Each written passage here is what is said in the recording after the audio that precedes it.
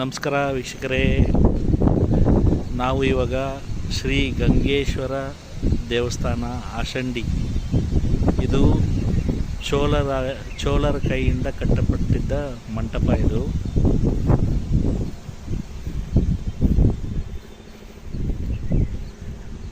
ಇದನ್ನು ತುಂಬ ನೆಗ್ಲೆಕ್ಟ್ ಮಾಡಿಬಿಟ್ಟಿದ್ದಾರೆ. ಆರ್ಕಿಯಾಲಜಿ ಏನು ಸ್ಟೆಪ್ ತಗೊಂಡಿಲ್ಲ ಇದು ಸೇವ್ ಮಾಡಲಿಕ್ಕೆ. ಕೆತ್ತನೆಗಳು ಎಲ್ಲ ತುಂಬ ಚೆನ್ನಾಗಿದೆ.